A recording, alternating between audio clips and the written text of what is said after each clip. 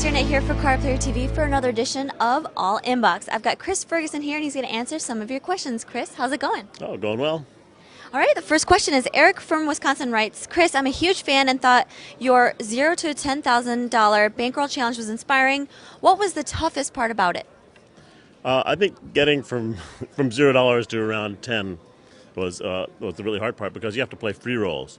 So what I did this a couple of years ago. I started with nothing online on Full Tilt Poker, and it was my goal to build that up until up to $10,000. And the only way, how do you build something from zero? The only way to do that is actually to play free roll tournaments that are free to everyone.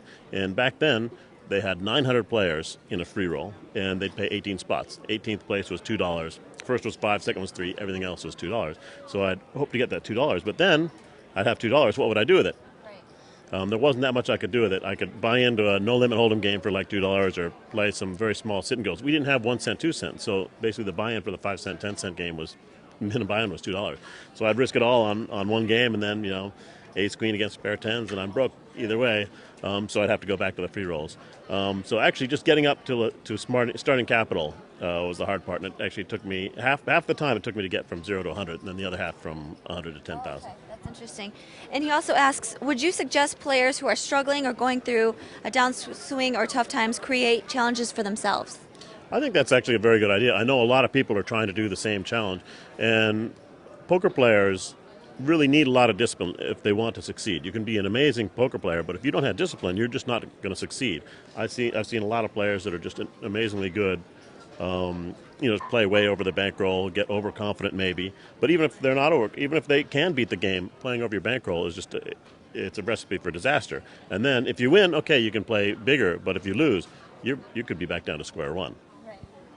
All right, our second question is, Tony from Reno says, what is one of the most memorable hands you've played? Can you think of one? Well, I think winning the main event in 2000, the final hand there was pretty memorable. I actually got all my money in as the underdog with ace-9 against TJ Cloutier's ace-queen. Hitting a 9 on the river, I think I'll remember that one for a while.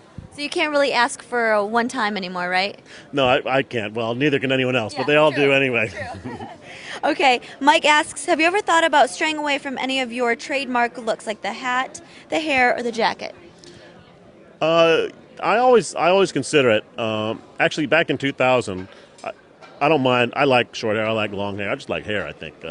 But back in 2000, I was going to cut my hair short right after the World Series. I was going to cut it really short. And then I win the event, and I think, okay, well, I'll have to keep it long for a little bit. I have to have long hair for a little bit longer because it became kind of a trademark. And then poker, a couple of years later, I'm thinking of cutting again, but poker takes off, and poker becomes huge. So no plans in the near future, but I think someday you might see some short hair. But I think you're always going to see the cowboy hat. Absolutely. And our last question, Dana from Seattle writes, out of all the famous pros, it seems like you are one of the most down-to-earth and humble. Has it been difficult for you to stay grounded at all? Well, see, I don't think so. I've never needed a lot of money to survive. I've never spent a lot of money. I've always been kind of a saver.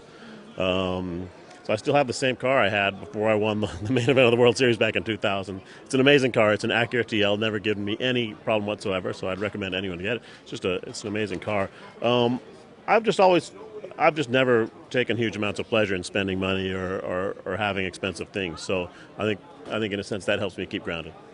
Along the same lines of the car, I remember at Phil Ivey's charity tournament where everybody was playing for $100 or $1,000 rebuys, whatever it was, and you're in for a few rebuys. Didn't matter. But then everybody made fun of your phone because it was taped. It was taped together. The antenna was falling off, and I think it was cracked with the screen. Everybody's making fun of you because, you play poker with $10,000 buy-ins, and you still have the same phone. Well, but now you have the iPhone. Not anymore. I got a new iPhone. I couldn't not get the iPhone. It's just that's an amazing device. Almost as good as my Acura.